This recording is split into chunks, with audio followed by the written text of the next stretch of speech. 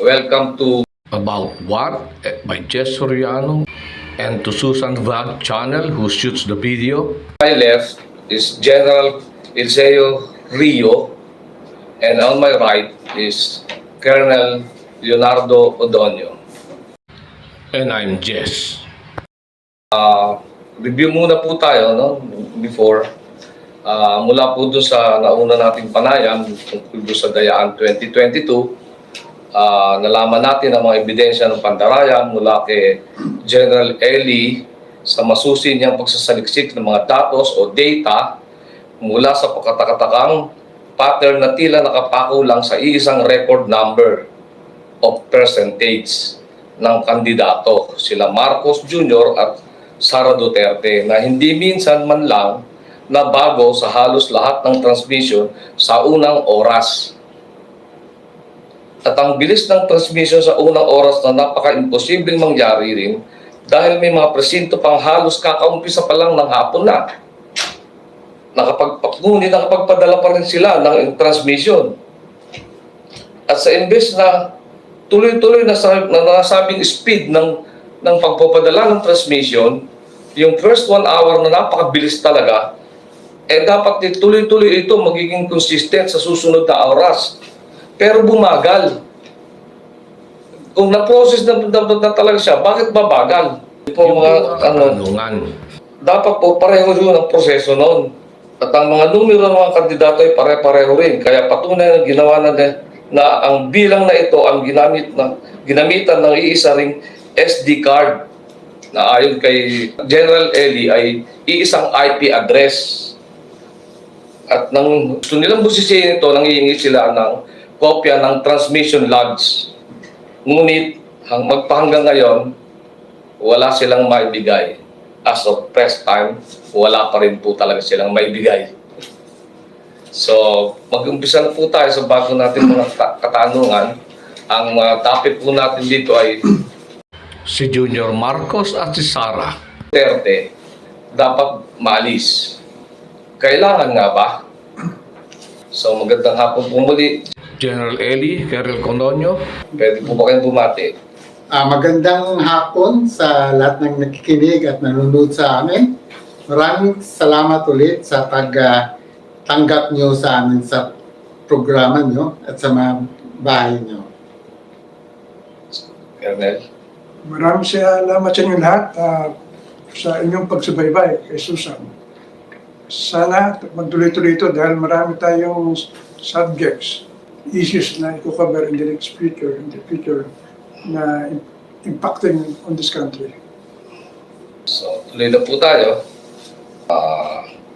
May tuturing po ba na hindi tama o matuwid itong administrasyon na ito dahil doon sa nangyaring andayaan?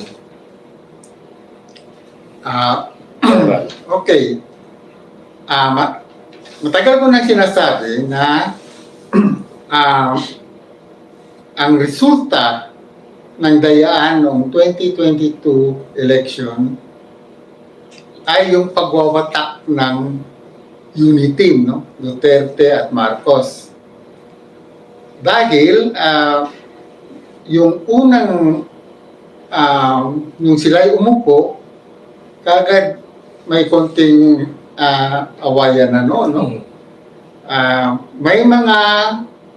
Mayroon silang mga kasunduan na nung bago nilang dinayang eleksyon, kung manalo tayo, ito ang magagawin natin dahil dalawang grupo sila, no? At isa doon ay yung magiging Secretary of National Defense si Sara, si former President Gloria Macapagal Arroyo, maging Speaker of the House. Of course, yung confidential fund ay hindi mawawala. And isa sa pinaka-importanting kasunduan nila ay yung ICC ay hindi dapat papasukin, no? Napunan na natin, mga 2 taon na, ay talagang natuloy yung pag-separate nitong unit team, no? At yung pinakauling insidente ay si Sara Duterte nag-resign na, sa kabinete ni... So ito yung mga... Kaya sinasabi namin, ito ang dahilan nitong pagkawatak ng COD is dinaya nila yung election. Kasi ito na yung tanong namin, no? Ang grupong ito, itong unit team, ay nakakuha ng pinakamalaking boto sa ating kaysaysayan. 31 million votes daw, no? Si Presidente, former President Duterte, 16 million votes lang, no? Halos kalahati nung nakuha ni BBM itong 2022 at mas malaki pa nga nakuha ni Sara. First time nangyari yan, no? Kung talagang totoo yung ganyang kalaking boto na kuha nila, sino may lakas na loob na lumaban sa kanila, di ba? Opo. Pero parang wala lang, di ba? So, alam nila na hindi talaga na mayroon 31 million na magbaback up kay President BBM dahil hindi ganyan karami nagboto sa kanya. So kayo po, Colonel, dahil nga po sa may dayaan na tayo nakita, may tuturing po ba itong administrasyon na ito ay na isang tama o illegal? Thank you. Ito sa investigation ni General Eli Rio na tumulong din naman ako from the beginning, Opo. na talagang na-convince kami with the credible evidence na talagang ang Smartmatic in conspiracy with Comelec ang nag-elect sa kanila, hindi yung taong bayan. Therefore, illegitimate sila. So dapat sila tanggalin as early as we can. And that is the reason na from the beginning, in-start pa na yung people power thing. Kailangan gawin. Then, in our case, yung government natin ayaw bumalaw. Tanong nyo kay General Eli, ilang beses na nag-petition sa Supreme Court. Supreme Court. Wala, 2 taon na, hindi na-action ng Supreme Court. Trabaho nila na mag-action doon sa petitions. Ayaw nila mag-action, hindi ako mag-action later. Tama. So, illegal o hindi dapat ang pagpoproklama ng Comelec dito. Kumbaga illegal po kung nag-commit sila ng krimen. Sa tingin niyo Tama. po. Kaya lang, kailangan mayroong isang ahensya ng gobyerno, Supreme Court, Na magpapanagos. o yung Congress na magsasabi na illegal sila. Tayo lang ngayon ang nagsasabi na illegal sila. No? Pero tama si Colonel Odonio na parang sindikato itong gobyerno natin. Ayaw nila palabasin yung katotohanan. Parang nagsasabwa-sabwakan sila. Ano? Pati si Supreme Court, hindi na Ayaw na gumalaw. hindi tinigasan yung kanyang order ng pabuksan yung Yung mga ballot box. Ayun, Yung Congress, nagsampa na nga si Senator Coco Pimentel, yung opposition, na imbestigahan itong 192.168.0.2, no? Sa lower house, mayroon din ganyang resolution. Hanggang ngayon, walang ginagawa yung both Senate at both lower house. So, yung legislative branch, yung judiciary branch, and of course, yung executive branch, hindi gumagalaw. Kayo po, Colonel. Sige, so sa madaling salita, itong gobyerno natin, tulad ng paliwanag ni General Eli, ayaw galawin itong issue na ito dahil alam nila nagdaya sila at kasama sila lahat. Kasama sila nagdaya. Sama-sama, kumbaga. So gusto kong sabihin sa ating mga kababayan na walang pag-asa na maayos ito kung hintayin natin Supreme Court, Comelec, Congress. Dahil nga ayaw kumilos ng Supreme Court din. Hindi kumikilos ng mga ito. So wala tayong pag-asa kundi tayo. Diyan ako pumapasok doon sa issue ng people power. Makinig kayo sa akin dahil diyan sa ating constitution, yung taong bayan, the Philippine people have the right, the authority to, tanggalin yung gobyerno. Kasi nga, and we have to do it. They're hopeless na wala nang ibang gagawa. Sabi nga ni General Eli pa, ulit-ulit yan in his many interviews, pa ulit-ulit yan. Ako man pumasok na rin ako sa Supreme Court, hindi rin napansin. nag-impeachment complaint, hindi rin umusad. Pumunta ko sa ombudsman, ayaw pagalaman. Yung COA, sinabi ko, I want the audit report on Sarah. Wala, hanggang ngayon. That was more than 8 months ago, nung padala ko. Kaya gusto kong sabihin sa inyo lahat na walang pag-asa kung hindi tayo kikilos at tayo lang pwedeng magbago sa nangyayari sa atin. Kung hindi tayo kikilos, wala talaga. Hanggang doon na lang tayo. Pero kailangan, ang first step, kailangan tanggalin yung gobyerno at palitan natin ng gobyerno na magpapausad sa ating bayan. So, ibig din sabihin po, hindi na hihintayin na kusang bababa na lang sila o ano. Kayo, General, kung Katulad ni sinasabi kayo doon, mukhang walang pag-asa, no? Na Tama. sila mismo ay bababa ang kusa. Kailangan mayroong puwersa, at ito yung people power, na magpababa sa Magpipili. inyo. No? Kung hindi, papatalasikin, katulad ng ginawa na natin. No? Dalawang people power na ng ginawa natin na nakapagtalsik tayo ng isang ng dalawang administrasyon. No? Yung tatay ng present president at si Erap Estrada. Sir, nilalagdag po kayo. So ito po ay karapatan ng mamamayan, no? Sinasabi nyo nga na nasa konstitusyon, karapatan ng mamamayan na dahil nga nilabag yung kanilang karapatan na tamang pagboto, kumbaga ito isang violation ng human rights. Sa tingin niyo po ba, violation ng human rights ito? Yes, kasi basic yung suffrage, right of Right, suffrage. suffrage, ano? At yan ang bedrock ng demokrasya natin, yung eleksyon. Kaya yung pong pagkilos na yun yung sinasabi nyo na dapat mangyari na sila yung dapat magpasya yung mga mamamayan na kumbaga yung sinasabing the voice of the people, the voice of God, or in Latin is Vox Populi, Vox Dei. So, ibig sabihin, hindi nga natin maasahan talaga ang COMELEC dahil sila pagka napaamin sila, meron silang pananagutan, alam nila yon, kaya hindi sila kumikilos. Si Supreme Court naman, hindi inutusan siya pero hindi naman dinidiin yung pag-utos sa kanya. Kumbaga parang kahit binabaliwala lang ni COMELEC, hindi na rin sila kumikilos. So, ibig sabihin talagang meron ditong malinaw na sabwatan. Hindi po man tingin ninyo, Colonel, So, that's correct. General.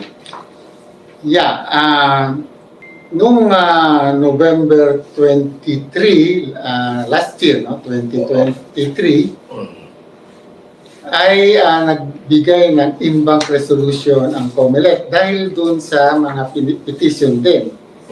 At doon sa imbang resolution na yun, doon nga na-disqualify ang Smartmatic. At mayroon din doon na binibigyang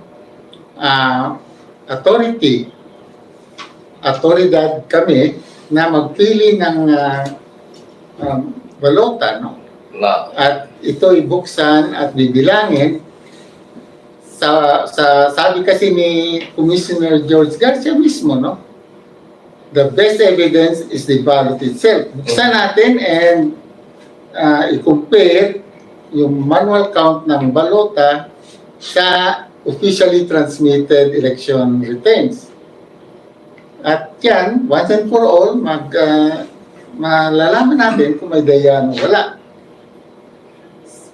At nagkaroon ng konting lull kasi noong November to December, naging busy ang COMELEC sa pagpili ng papalit sa Smartmatic, di ba? Pagpapili po sila. Yes, so hindi namin sila ganong ginugulo.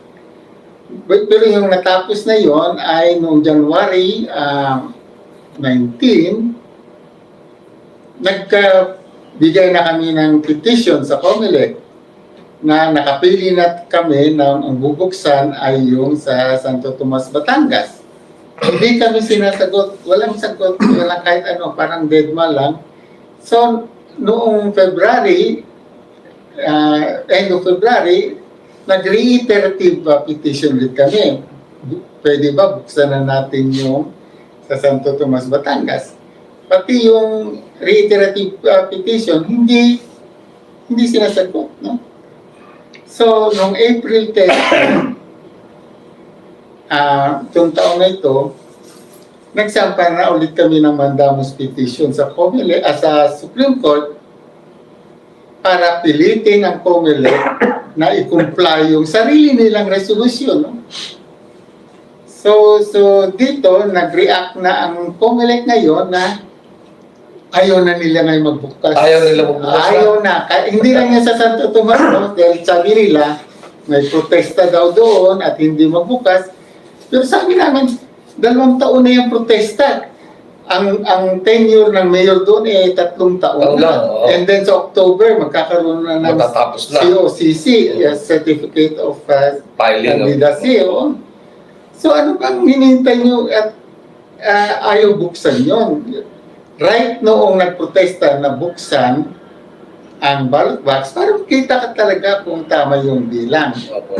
So doon na lang, may konting problema ang COMELEC, ba't ay nila buksan? May kung wala silang Oo. tinatago. 2 taon nakalipas, hindi sila makabukas. No? Bali, matagal na yung petisyon na buksan bago pa nagkaroon ng tawag dito, disqualification case sa Smartmatic at Oo. bago pa sila Oo. nag-bidding. Kasi ang So yung pa lang, malayo-layo na rin yung natakbo nun. Kumbaga, Yes. hindi pa rin sila kumilos doon. And then after bidding, hindi pa rin sila kumilos. Oh, ang mga kandidato kasi are given about 1 week, no, after the election, May 9, para magsampa ng electoral protest. Oo. Pag nagsampa sila, magbabayad sila ng fee para pangbukas ng mga balota at hintay nila yung pagbukas mismo ng COMELEC. Ay ito, 2 taon na, hindi pa rin binubuksan. Doon po sa Batangas, meron noong 2022, may nag-file ng sarili Oo, niya. yan ang requirement ng panos. May nag-file ng At sarili hindi lang niya isa. petition. Yung second, yung third, at yung fourth placer ng mayor doon. Mayor, yung mga mayoral candidates. Nag-file, no? So, 2 years na nakalampas, hindi pa rin binubuksan. Kaya sabi namin, huwag na buksan. Una, dahil matagal na yung protesta na dapat buksan yun. At pangalawa, bayad na yung pagbukas. Hindi na kailangan gagasto yung COMELEC. Dahil sabi nila, ang COMELEC, kami ang gagasto kung anong Magpipili napili. kayo. Sabi namin, dito lang tayo. Total, Ay, meron na rin lang oo, ang file. magkapa na yun. Pero dahil doon, ginawa namin yung January, di ba? Yung yun, nabuksan sa Tomas. Inulit namin ng February. Hanggang ngayon, walang sagot. Wala So nagsampa na kami sa Supreme Court na naman. na yes, last April 30. Doon na nag-react na ang COMELEC at ang reaction nila ay didismiss na namin yung pagbukas. May tinatago talaga, di ba? Oo. Ano kung masasabi niyo doon, Sir? Dudugtungan ko yung mga sinabi ni General Eli with the conclusion na ang lahat ng ginagawa nila, i-delay yung kaso. Oo, I-delay yung parang kaso. Talaga, parang delaying tactics kasi lang. any decision that is the correct decision will mean talaga nagdaya sila. So pinipigil, I can tell you, yung nag-petition ka na ng General Eli na disqualify yung Smartmatic. So nagpa-meeting si Garcia. 2 oras yung meeting namin, 2.5 hours. Hindi naman na-discuss yung aming petition. And then suddenly, tumindig si Garcia, buksan na lang natin yung... Doon siya, yun yung sinasabi ni General El, na naghamon siya to prove that there is anomaly or this is a clean election. Magbukas tayo ng yun ang sinabi niya. Yes, actually, nagkaroon naman sila ng decision doon sa aming petition na disqualify yung COMELEC. Pero ang basis na kailangan decision, yung sinabi ko doon sa letter ko, na yung dating Comelec Si Andy Andres Bautista. Bautista. Andres Bautista nagkaroon ng kaso sa US. Yung mga pag ng mga boto. Bribery. Bribery. So yun yung kinakapira nila. Yun ang ginamit nila dahil yung napakagandang presentation ng Team Trio doon sa petition, napakagandang explanation, walang binanggit doon sa Kasi iniiwasan nila yung 2022. Ang gusto nilang palabasin, yung doon kay Andres Garcia. Hindi, ayaw nilang banggitin kasi yung mga issues na pinasok ng Comelec, yung talagang pagdadaya. Hindi nila sinagot yun talaga. Ang haba eh. Ang sinagot nila, sabi, yung aking sinasabi na kurap yung dating yung Andy Bautista. Andy Bautista. Andy Bautista, meron ng decision ng US Supreme Court na talagang kasali siya. That means talagang kurap. Kurap yung Comelec. Comelec. Eh bakit yun ang ginamit ninyo na basis? Tama naman, gamitin. Pero iniwanan yung mga positions na... Ay, siguro dahil si Andres Garcia ay sa panahon ni Pinoy. Pinoy, tama. Itong pinipetisyon natin na ninyo, ng ninyong dalawa ay, at saka ng TN Trio, ay yung kay panahon ni BBM, sa panahon ng eleksyon ni Duterte, sa panahon ng administrasyon ni Duterte. At si Duterte ang naglagay doon sa mga bagong Comelec. And then, itong si Garcia, parang Hello Garcia, no? Hello Garcia. Lawyer. Dating abogado, nung panahon naman ni Duterte, na nilalabanan ni Marcos. Siya ang dating abogado ni Marcos. Di ba? Anyway, cutting those things aside, ang talagang problema nung naging decision nila, yung napaka-credible na evidence na sinabi ng Team Trio, they did not touch on any one of it. Ang tinas lang yan, sabi ko na yung gagawin Comelec chairman na suhol lang pala, doon lang sila nag-basis Doon para disqualify yung Smartmatic. Iniwas nila yung sarili nila. Iniwas, dahil pag pinag-usapan yung ebidensya ng TN Trio na talagang mabigat. tambok sila eh. Oo, Tambok sila. mabigat dahil nga yung IP address na iisa. Pinipili kong isingit yan dahil yung aking position, ang ginagawa nila, i-delay. They will not want any decision. Like any decision there will have to be in favor of us, of the TN3 me. Yun, pagka ganun nangyari, guilty sila. Pero nagkamali sila na nag-volunteer sila na mag-pass. No? Nagyabang sila na. Kaya Magandang nila sila. ay mahihirapan tayo na magpili. Magpili.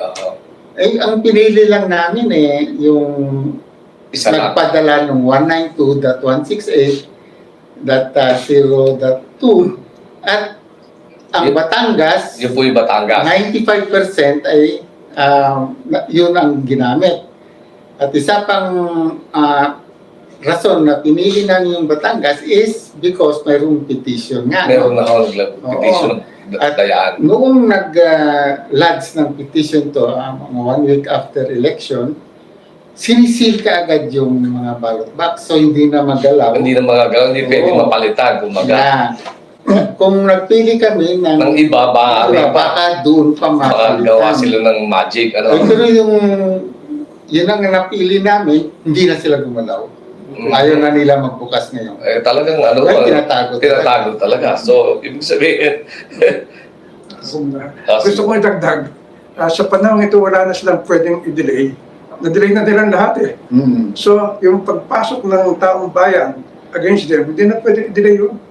Pag sinabi kong okay, July 15, July 30, lusog tayo, hindi na tayo pwedeng harangin. They cannot delay it. so ibig sabihin, ito na lang pong tinatawag na people power o yung voice of the people, ito na lang yung tamang aksyon na dapat magawa para lang yung ang katanungan na dapat maalis ba itong dalawang tandem. Yun po ang ibig sabihin. Yeah. Sir General. Yeah, totoo yan.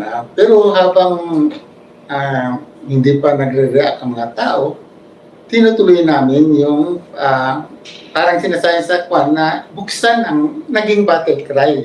Buksan ang merong balota. pagtulak sa Ang kanila. tulak, yes. Parang may tulak sila. Dahil Corner, hindi na yung dayaan ang battle cry noon, hindi, mayroon na. Kayo nga nagsabi magbukas. Tapos ayaw na magbukas. So yun ay Baka iniisip rin ho nila na baka pwede pa nila mapalitan. No, so yun ang battle cry para makakuha ulit ng yung people power. Mhm. So, ibig sabihin, dahil nga po, kaya itong mga nangyayari sa ating ito, sa bansa natin ngayon na dinadanas natin. Dahil, kumbaga, sa umpisa pa lang, mali na. No? Mali na yung pagpoproklama, mali na rin yung pagpapasumpa, kung sino man yung nagpasumpa, pinasumpa sa Constitution, nilabag naman nila yung Constitution dahil nga nilabag nila yung rights of suffrage ng mamamayang Pilipino. Ibig sabihin, kasi ito international law itong rights of suffrage lahat ng bansa may botohan may gobyerno na so pag ibig sabihin international human rights violation na rin ito. Kaya ibig sabihin po kung mali na umpisa, mali na yung structure, magiging mali na lahat. Kaya kailangan po talagang yun ang pangako ay umalis yung dalawa, yung tandem, at saka kung sino man mga nakinabang pa. Ano po, Kernel? Ano po masabi niyo po? General?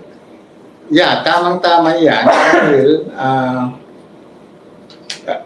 talagang klaro na, no, na illegitimate itong gobyerno ito, katulad sinasabi ni Colonel Lutonio, and therefore they have no authority. Parang ninakaw nila yung authority nila. No? Hindi tao, kung palagi sinasabi ni Colonel Lutonio, hindi ang taong bayan ang boto sa kanila, kundi smartmatic. At no? Ngayon, parang kung wala kayong tinatago, bakit ayaw mo buksan yung mga ballot box, no?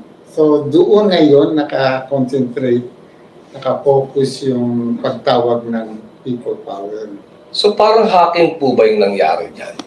Parang yung program na yun na numero na lumabas na lang bigla sa isang IP address. Ano po ba yan? May gumawa ng program na yan? O? Ay, automated fully automated yung ating election.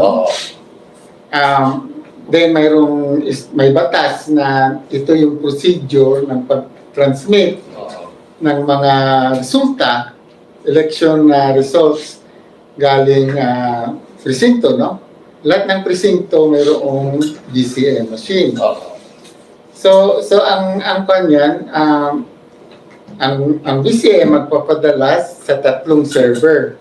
Sa transparency server, sa central server ng COMELEC, at sa municipal server, kung saan munisipyo na nandoon yung presinto nyo. Presintong tumbo mo. Oo.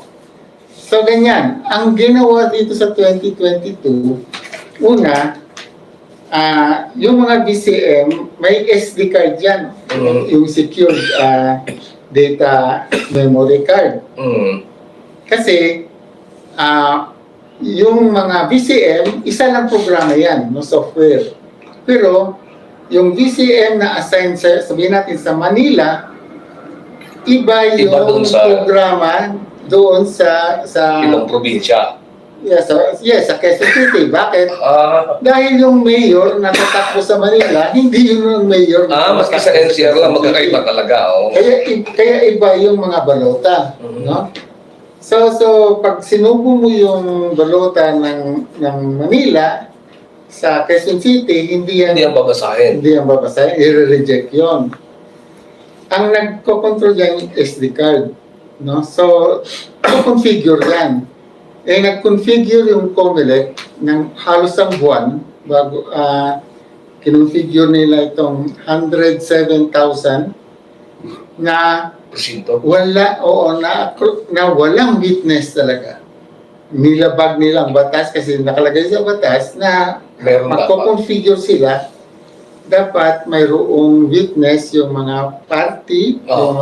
yung mga watchdog, mga stakeholders, no? Oo. Ginawa nila na walang witness for a month, no? For 1 month, hanggang nahuli sila. Ang nahuli sila, nagkaroon ng investigasyon sa Senate. Ang sagot nila sa Senate ay dahil sa COVID. No? May social distancing daw, hindi na nila pinapasok yung mga witnesses. Ay talagang kanyan kasi pwede naman mayroon ka lang live streaming hindi mo naman kailangan sila magpapasok sa iba. Kaya online na yung ating meeting doon, di ba? Sa time na yun. So talagang mababaw yung kasubila. Pero dahil malapit na yung election, wala na magawa yung taong bayan. Wala na magawa. So pinatuloy na lang at nagsampol-sampol na lang sila.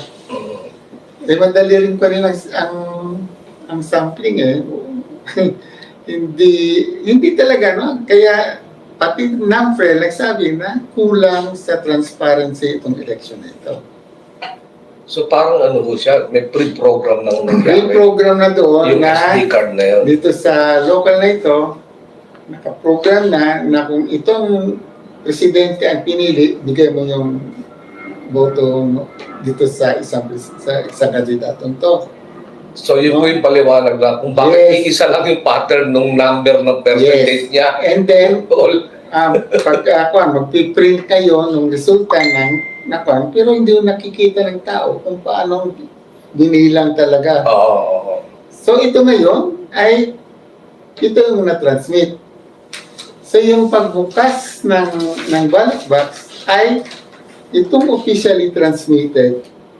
Bubuksan natin itong ballot box na ito. Bilangin natin yung talagang boto at i-compare.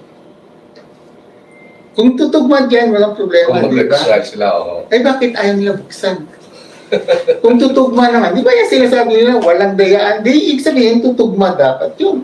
So, ganun din po yung ganun din po rin yung transmission logs. Kung naibigay nila sa inyo, dapat mag-reconcile sila ng declaration nila ng ganito. Yung sa transmission logs, wala na eh. After nakapag-print na yan, no? ng official election results. So, ang transmission log ay magtutugma. Dapat magtugma. Oo. Wala rin sila binibigay. Oo. ang kinapon lang namin, 20 million na kung binigyan natin sa atin. yung, Explain yung 20 million yung anong drugs binigay sa atin. oo, yung binigay sa amin na transmission log, reception logs. Hindi yung transmission logs.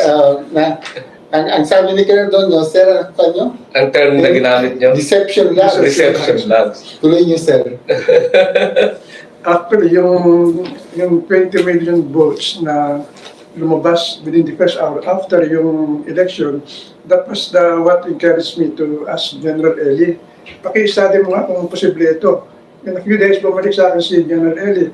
No, it's not possible. Yung time motion study shows na hindi pwede.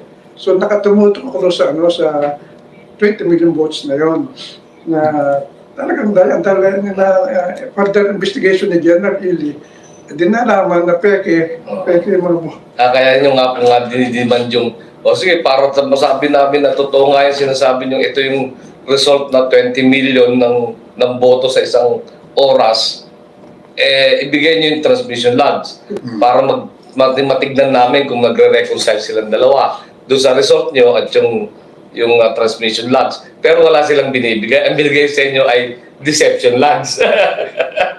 Niloko kami. Pakita ang bayan dahil kasama yung tao dyan. So, hindi lang po yung kandidatong dinaya, kumbaga, na hindi yung mga kandidatong sila Lenny o sila Lacson o sila, hindi lang sila yung dinaya, hindi mamamayang Pilipino. Kasi yung boto nila ay hindi nabilang. Dahil nga meron na mga sinasabi na, yung parang pre-program dito na nasa isang IP address lang. So, kailangan nga po talaga na ang yung sinasabi nga natin, maalis si Marcos. Ganun ba? Ganun ba, sir? Hindi lang si Marcos, yung dalawang nasa posisyon na inilagay nila. Kung tusin mo, lahat ng mga naboto ng 2022, illegal, no? So, ibig sabihin lahat ng beneficiaries na Oo, nakaboto. ang kuan is panibagong snap election ang Patunay nga po yung ano, no? Yung patunay nga rin po dyan, yung isa yung si Alice Gu. Mm-mm. Oo, na nanalo. Na meron kayong nakita rin mga discrepancy percentage ng boto niya. Oo. So ito talaga ang talagang maintindihan ng tao kasi technical minsan yung Yung pagpapaliwanag. yung pagdaya technical eh. Oo, dahil Hindi nga. ka ganun technical, yung Kasi maintindihan ano nga siya eh. kung Computer. paano pinograma, no? Pero ito yung maintindihan ng tao pag magbukas na at pumayag ang COMELEC. Magpipili daw kami ng bubuksan, bibilangin at i-compare sa ini-transmit na election na returns. Siyempre, kung tumugma, okay lahat, di ba? At kung sila ay talagang sigurado na walang dayaan, di tutugma dapat yan. Opo. Eh bakit ayaw Ngayon, nila? biglang umatras na sila. Yes, yan ang tanong. So, ang ano mo natin, meron mo kaya tayo dapat may panawagan sa international community na ito ay dapat malaman nila na merong dayaan, General. Well, ang international community usually hindi nag-i-interfere sa mga internal affairs. affairs ng isang bansa, no? Lalo na yung eleksyon.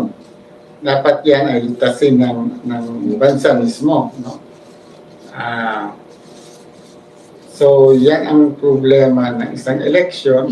Pero may inimbita tayo, kung matandaan mo, may inimbita tayong international Oo, yung observer. observer po. Oo. Sila mismo Sila naglabas ng statement. statement na ito ay illegitimate, hindi transparent na election. At may statement sila na illegitimate itong si BBM at Si Sara. Sarah. Sa conclusion nila yan, ha? Sila mismo nag-conclude na gano'n. Oo. International fund yun. So, siyempre, baliwala sa... hindi wala magawa ang international kung hindi mismo ang gobyerno Yeah. o yung Filipino people ang Gagawa. gagawa. So, ano kayo, sir, ano pong panawagan nyo na para mabot sa international community ito na mapansin na nila bukod doon sa yung ilang nagpunta rito observer na nagbigay na rin sila ng ano na kailangan talaga na ibig sabihin gusto nyo talaga malawakang pagkilos yun po ang sinasabi nyo. Ang unang problema natin dyan, yung ating media, ang tawag na yun, Yung ating mga news people. hindi sila nagko-cover ng anything that is against the government. Mainstream media. So yung majority ng media, wala talaga. Ibig sabihin po yung regarding this election, Yes, so, wala po silang o kahit isang mapapansin tayo na kinaano nila kahit konting topic lang na mabuksan sa isang kanilang mga news program, parang iniwasan nila, no? iniwasan. Almost totally, na iniwasan nila.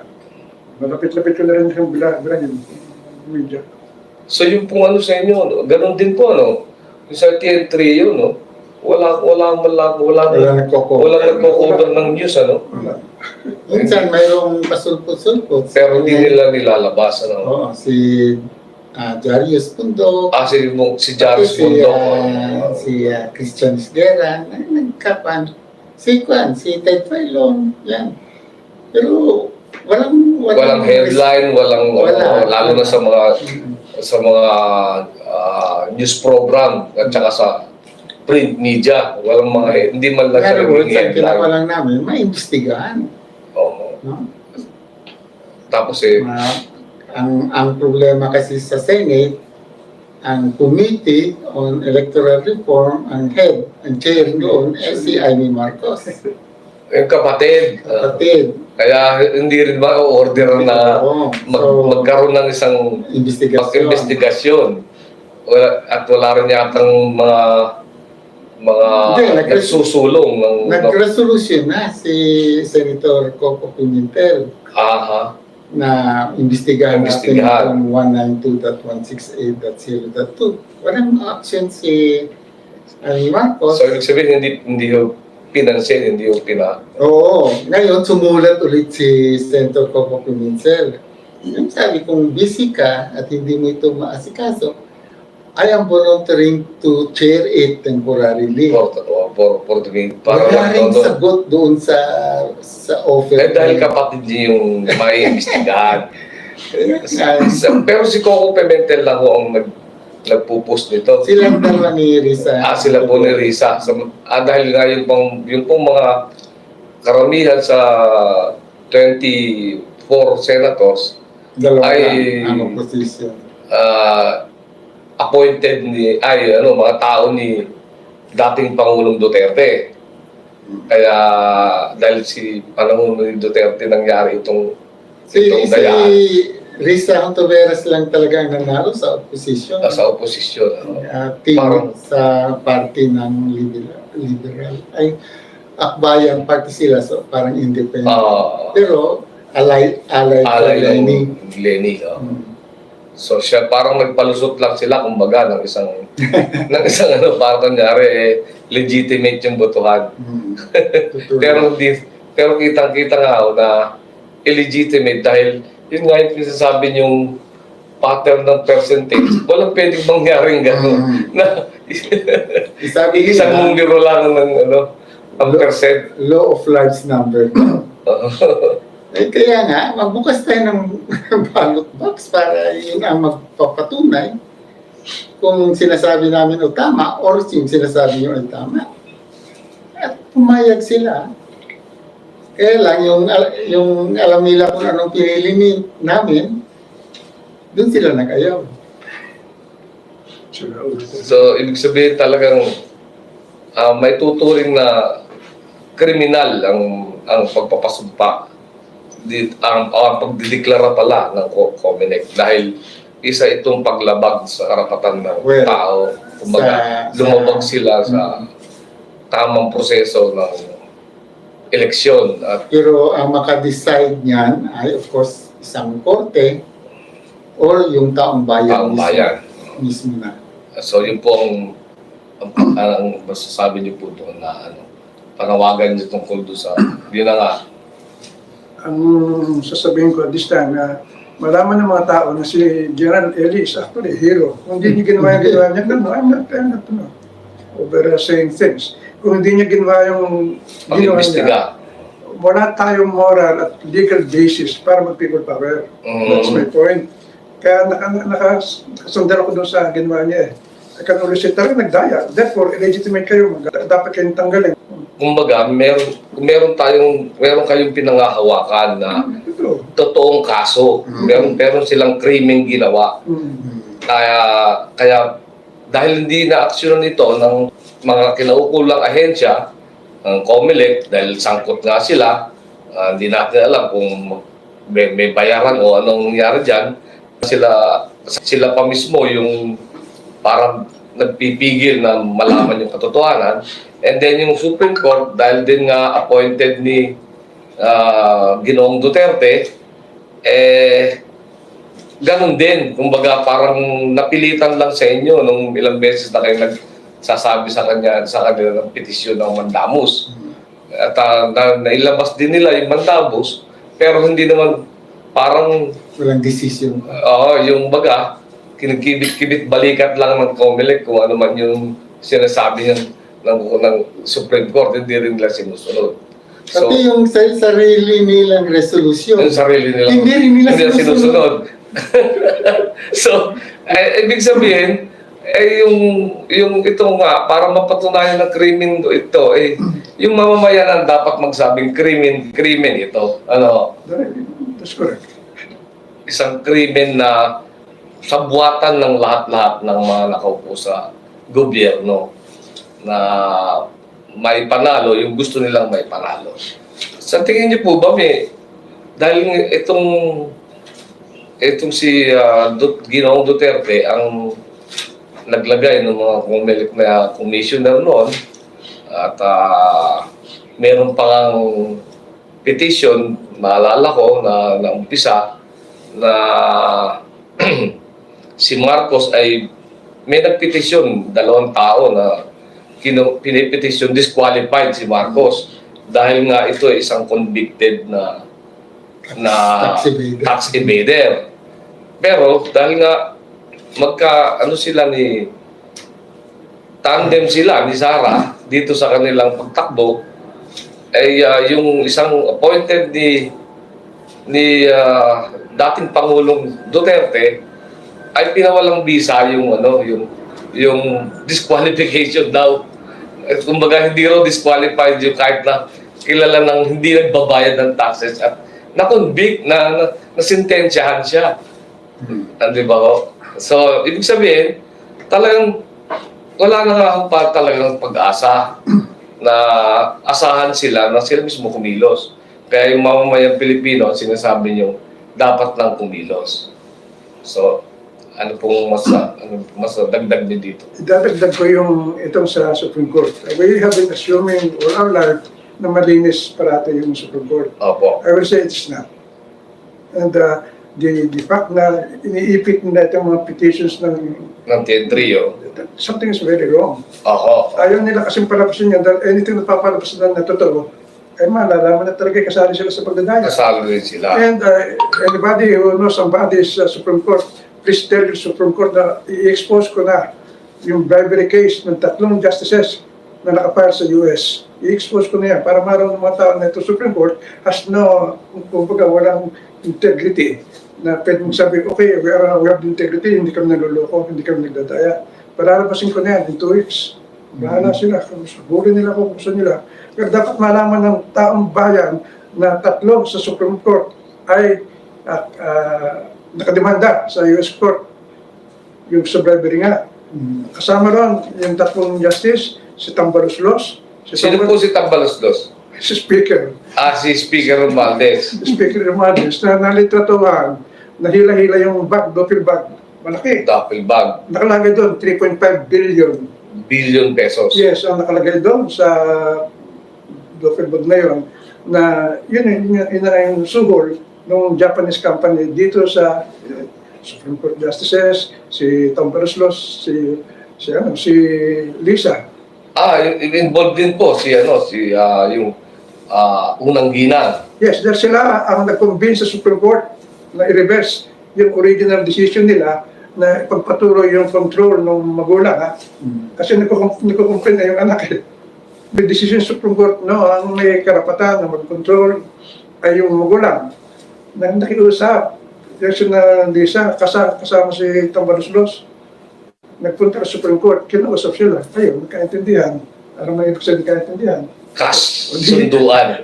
Wala pang isang linggo, nireverse na yung original So ito po yung sinasabi yung 3 Supreme Yes, Court na involved dito na sa isang sunduan. Yes. Ayaw ko na sabihin na baka lang sila kasali dahil hati-hati.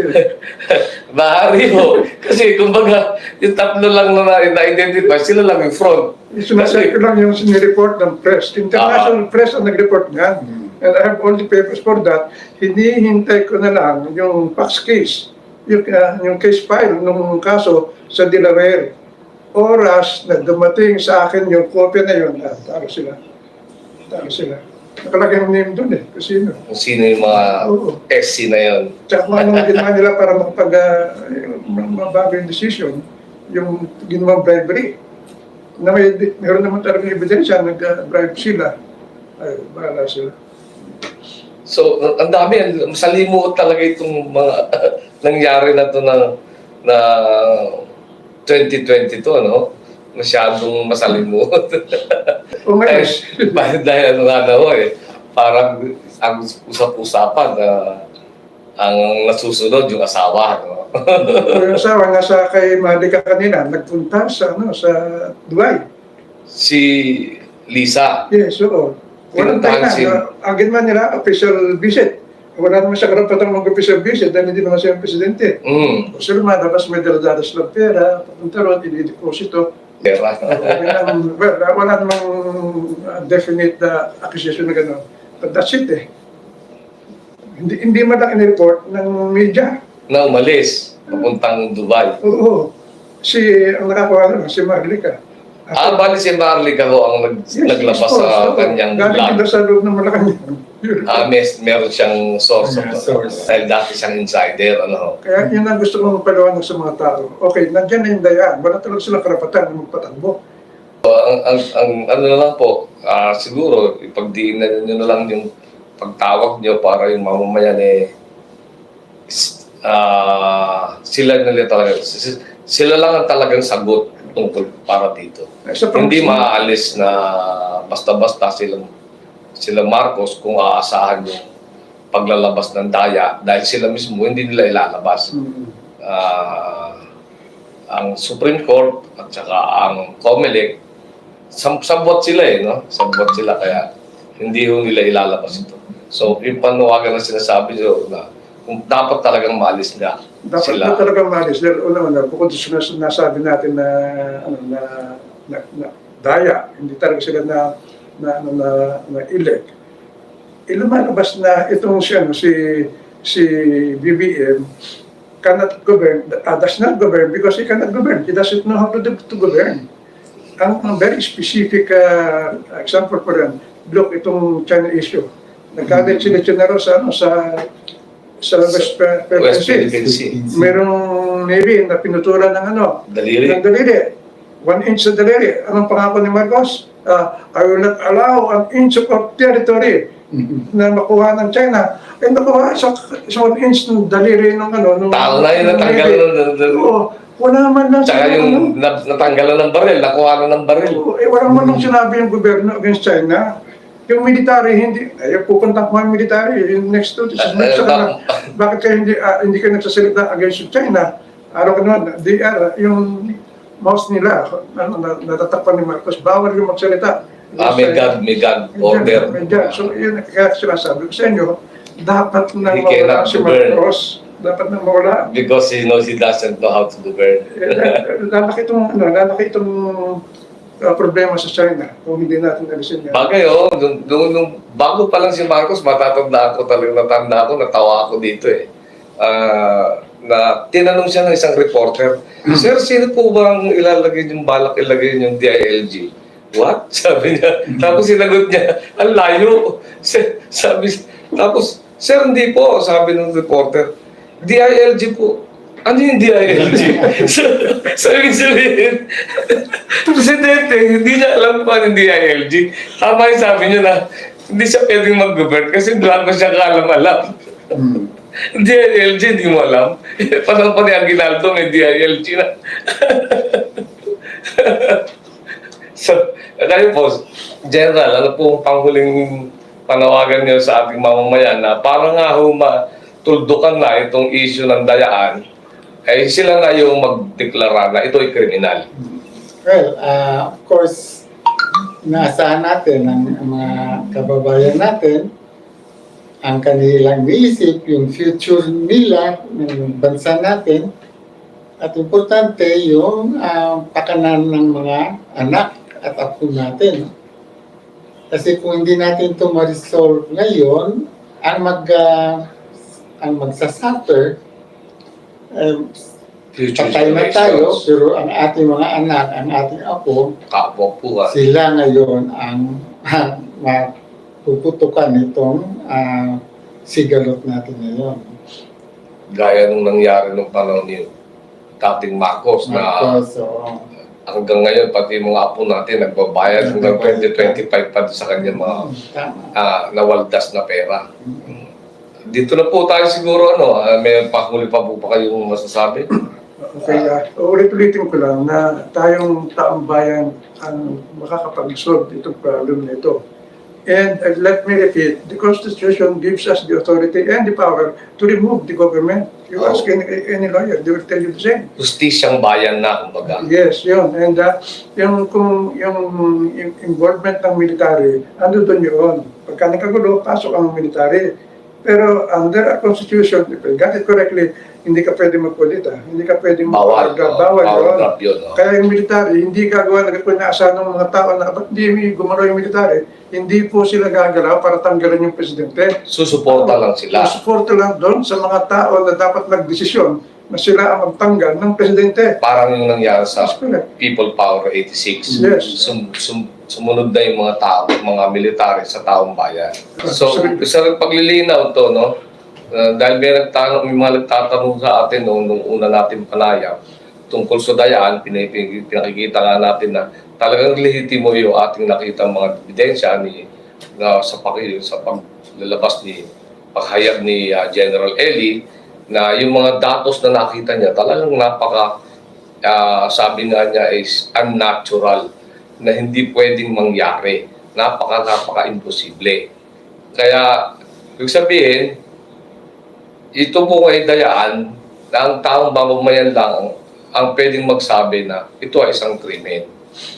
Kaya, yung panawagan din paglilinaw rin natin ito na kasi may mga nagtanong noon na para daw dun sa ang gusto natin palabasin ay alisin lang si BBM para papalit si Sara, at may nagsabi pa parang mga daw kayo Kampo ni Duterte. nasa kampo ni Duterte. Kaya ito po ay ang tinalakay namin ay tungkol sa maalis ba yung dalawa, yung tandem, para masagot na rin yung tanong ninyo o kung yun ay tanong o yung agam-agam lang na ito ay ginagawa dahil may kakampi kay Duterte. Wala akong kakampi kay Duterte.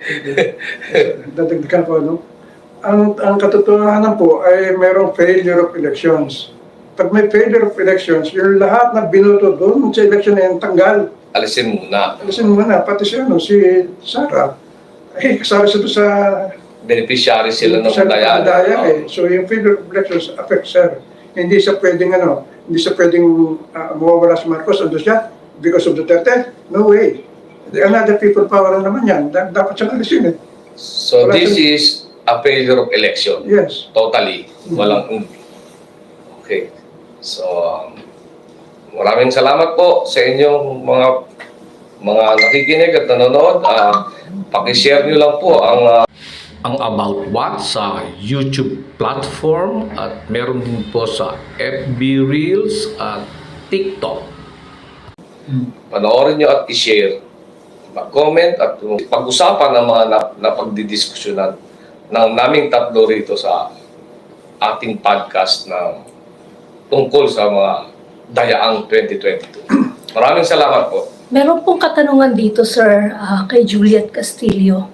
Nadaya ang eleksyon, pero walang nagawa ang taong bayan. Bakit ganon? That's our point. Ayun yung tanong niya. Tapos, meron dito, COMELEC records ng election returns sa mga balota. Dapat na isa-isa sa recount. Pero bakit ayaw gawin dahil automated na? Lugi ang matino na Pilipino na gusto ng matinong leader na hindi corrupt. Sabi, Sagutin niyo muna po yung isa, yung bakit daw walang nagawa ang taong bayan. Paano nga naman? Sir? Yung taong bayan kasi nanonood na. Nagbago na kasi ang kultura ng Pilipino. Hindi katulad nung panahon sa una na talagang nakikilang mga tao. Dito sa hindi ayaw nilang makialam. And we are doing our best para magising yung mga tao. Failure niya ng mga taong bayan eh. Yung ugali natin ayaw makialam. Parang ano nangyayari sa kanila, parang wait and see attitude sila. Nag-aantay sila na mag-umpisa. Parang gano'n, ano? Kung yung hinihintay nila, gusto ko sabihin sa kanila, malapit na dumating yon. Malapit na. Nandito kami dalawa maglilid, no? Ayun, bali. Yun po, kung sa tanong nyo, bakit walang nagawa? Kasi nga ho, yung mga tao ay walang pang Parang noon hinahanap nila yung oposisyon na kung dapat daw may mag-lead. Walang magli-lead. Ito na nga itong ating dalawang magigiting na sundalo. Sinisimulan na nila para panawagan na kayo na kumilos na rin kayo.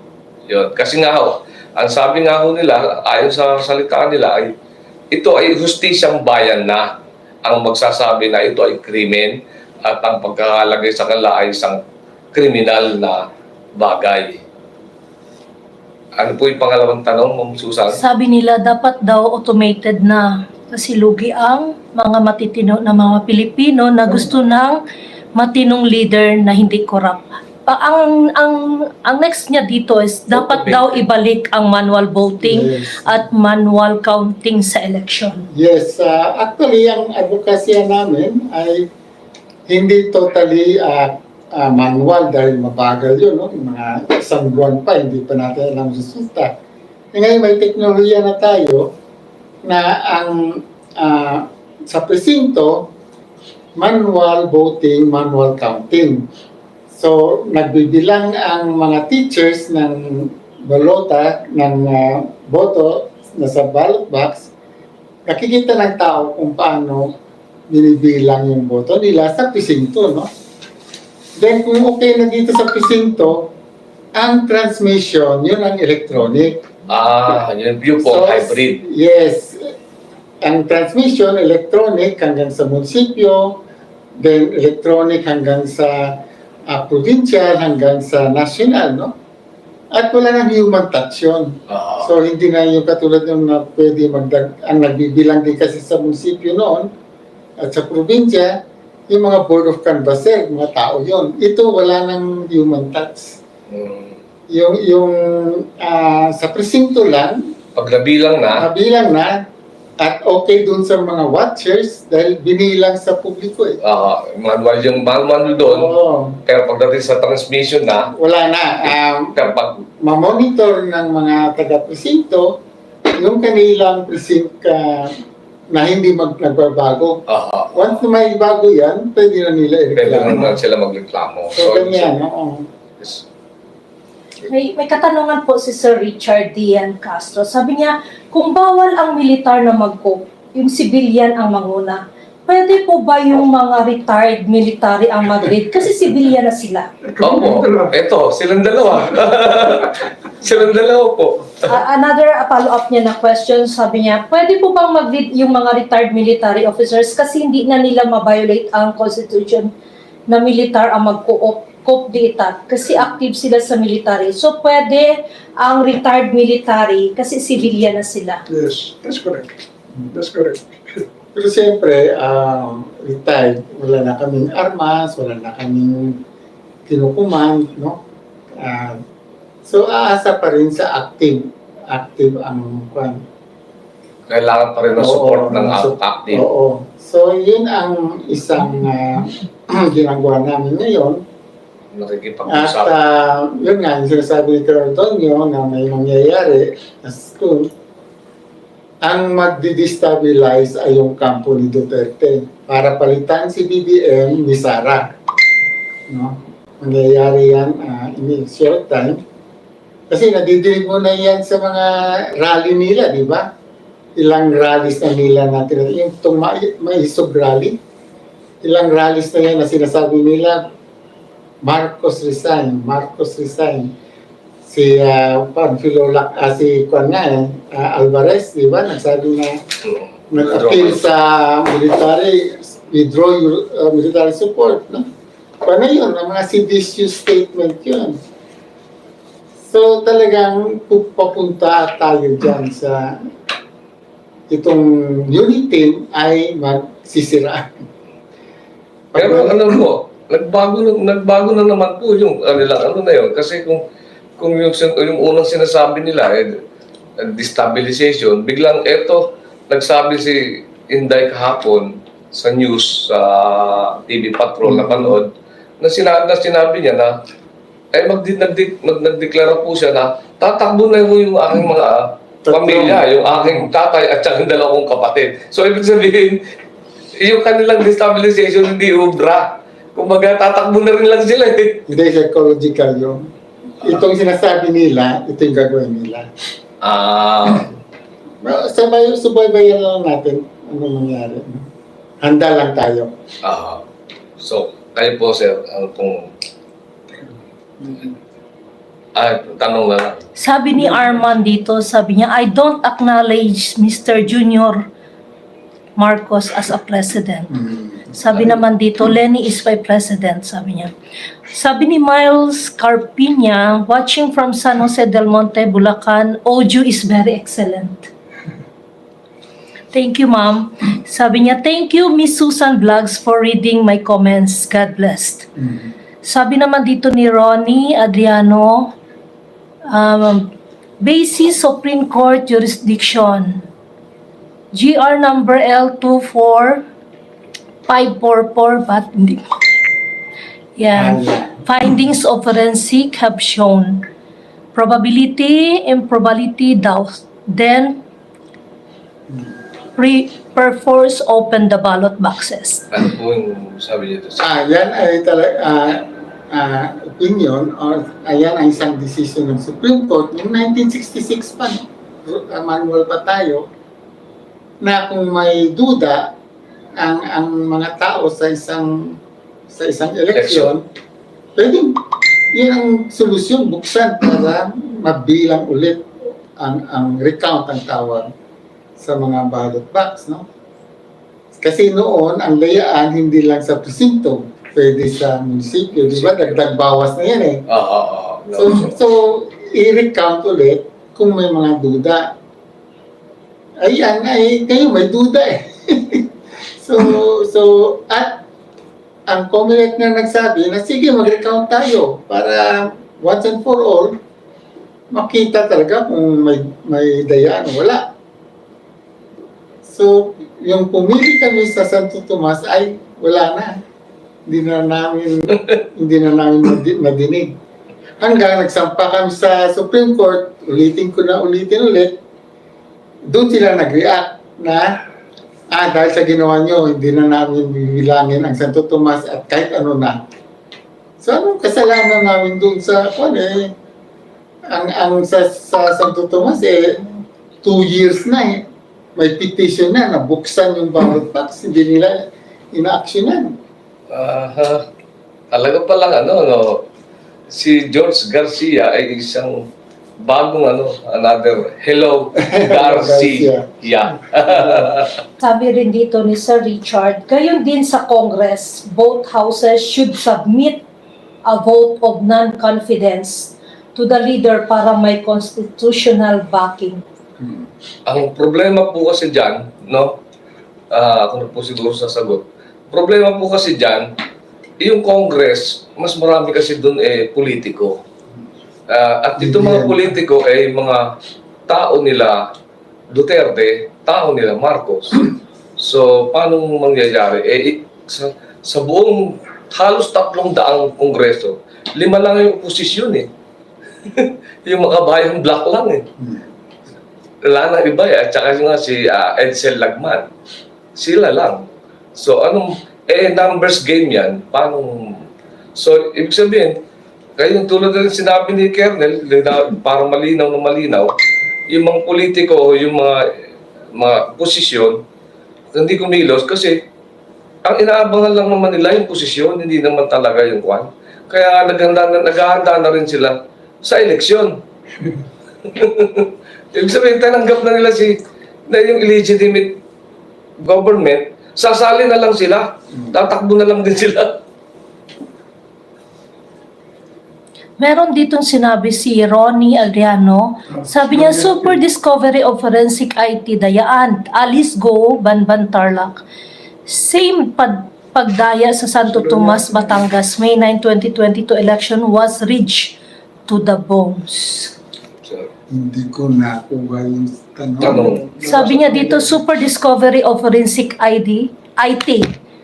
Dayaan, Alice Go, Banban Tarlac. Sa Banban. Same pagdaya sa Santo Tomas, Batangas. May 9, 2022 election was reached to the bones.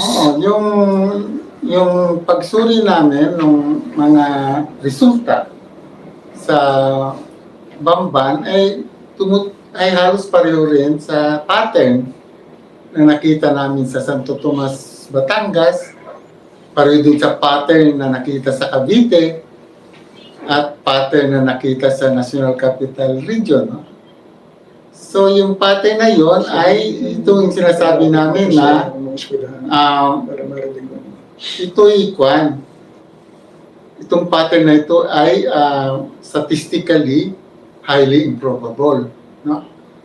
Ang kwan nga namin itong probability nito ay parang nagkidlat sa isang lugar 2 beses.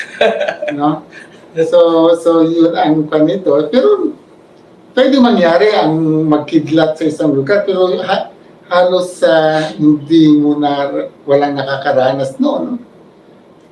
Pero ito, hindi pwedeng mangyari. Yun nga, sabi namin ay highly improbable. No? Pwede ito nga ang gobyerno na ito tingnan nyo, talagang highly improbable na 442 na tao ay mananalo sa loto. Sa Pilipinas lang yan. Ganun, No? no? Ay sabi nila, pwede daw or yung isang tao nanalo 20 times sa loto. No? So, yun yung mga highly improbable na magdududa ka talaga. Pero sila mismo ang nagsasabi na okay yan, no? Ganyan din ang COMELEC. Kung highly improbable ang mga resulta, ay talagang yan ang nangyari Ano magawa natin? So, ganyan lang yung rason nila. Parang kinondisyon nila, no? Yung okay, kung sa loto may ganitong nangyari. Oo O, nga. di meron din ganitong nangyari sa eleksyon. So ang kwan talaga, buksan ang ballot box para makita kung mali kami sa pagsabi na may dayaan. Ay bakit ayaw na nila ngayon? O, yun po. Sabi ni Sir Richard Dean Castro, takot kasi lahat ngayon, pati oposisyon, tulad nila Ninoy, Tanyada, Salonga, na araw-araw na sa kalye nakikipaglaban. Ayun nga po, yung sabi ni Kernel, yung mga politiko na po masyado yung ating mga so-called opposition, hindi naman sila na opposition, kundi pwesto-session lang yata sila. Gusto lang nila pwesto. Maraming salamat po sa inyo. Maraming salamat. Thank you. Maraming salamat po. Muling hiling ko, taong bayan, magsama-sama tayo, tuloy ang laban. Tuloy ang laban. Bali, sa susunod po natin programa, pag-uusapan naman natin ay yung tungkol sa China. Ano po ba ang nagiging epekto sa atin ng ginagawa ng China? Maraming salamat po. Thank you.